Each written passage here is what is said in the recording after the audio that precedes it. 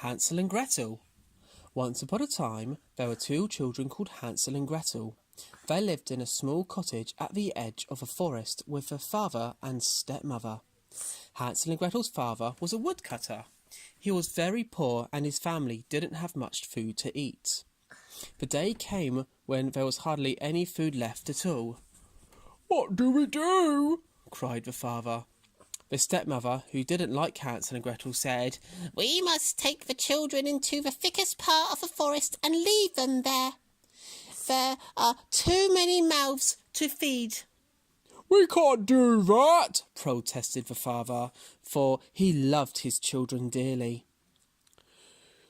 "We must, or we'll all die of hunger," screeched his wife. "The children are going, and that is that." From their bedroom, Hansel and Gretel overheard the conversation. Gretel burst into tears. "Don't worry, Hansel. I'll look after you." When the parents went to bed, Hansel crept out of the house. All around lay little white pebbles that shone like coins in the shiny moonlight. He filled his pockets with them and they went back to bed. Early in the morning, the stepmother hurried Hansel and Gretel out of bed. "Come on, children. We're going into the forest to chop wood," she told them. With a heavy heart, the woodcutter led his children into the forest. As they walked along, Hansel dropped the pebbles from his pockets onto the path. When they reached the middle of the forest, the woodcutter said, "Wait here. We'll be back soon, as we finish chopping wood." Hansel and Gretel waited all day, but their father and stepmother didn't come back. Soon it was dark among the thick trees. Gretel was frightened.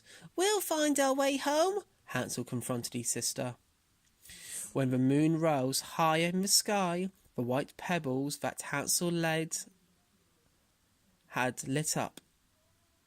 He grabbed his sister's hand. "Come on, Gretel. The pebbles will show us the way home." When Hansel and Gretel returned, the woodcutter was relieved to see his children again, but the stepmother was furious. Before long, the woodcutter and his family had very little food again. "Tomorrow we will take the children deeper into the forest.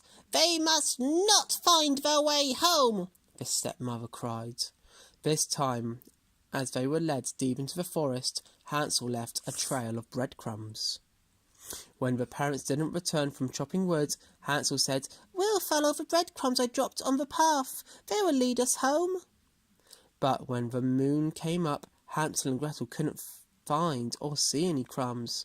"The birds must have eaten them all," whispered Hansel. Frightened and hungry, Hansel and Gretel curled up under the tree and went to sleep, waiting anxiously for the daylight. The next morning they wandered through the forest. After a while they came into a clearing and a little cottage. "Hansel, look!" cried Gretel. "That cottage is made out of sweets and gingerbread." The children were so hungry they grabbed some sweets from the walls of the house. Just then the door opened and an old woman hobbled out. "Come in, children," she said, smiling. "I've got plenty more food in here." Their stomachs growling, Hansel and Gretel followed the old woman into the cottage. After a delicious meal, she showed them to their two little beds, and they lay down and went to sleep. The children didn't know that the old woman was actually a wicked old witch who liked to eat children. When Hansel and Gretel woke up from their nap, the witch grabbed Hansel and locked him in a cage. She set Gretel to work cleaning and cooking huge meals to fatten up Hansel. Weeks passed. Every morning the witch went to the cage. "Hold out your finger, boy. I want to feel how fat you're getting." Hansel, being a smart boy, would hold out an old chicken bone instead. The witch's eyes were so bad that she thought the bone was Hansel's finger. She wondered why the boy wasn't getting any fatter. One day, the witch grew impatient. "I can't wait any longer," she screeched. "I'm going to cook Hansel now!" Gretel was terrified. "We'll bake some bread to eat with your brother," said the witch. "Go and check if the oven is hot enough." Grabbing Gretel's arm, the wicked witch pushed her roughly towards the open oven door. Grinning horribly, she licked her cracked lips. She was planning on eating Gretel too, and couldn't wait for her delicious meal. Gretel guessed the witch's trick. "I'm too big to fit in there," she said. "Oh, you silly girl," cackled the witch. "Even I can fit in there." And she put her head into the oven to prove that she was right. Gretel gave her a giant push, and the witch fell inside. Gretel quickly slammed the oven door shut. "Hansel, the witch is dead!" cried Gretel as she unlocked her brother's cage. As Hansel and Gretel made their way out of the house, they discovered that it was full of sparkling jewels and gold coins. The children stuffed their pockets full of treasure. "Come on, Gretel," laughed Hansel. "Let's go home." Their father was overjoyed to see them.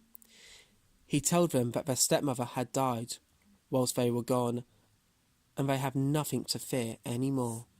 Hansel and Gretel showed their father the jewels and coins. They would never be poor again. From then on, the woodcutter and his children were never hungry again. The end.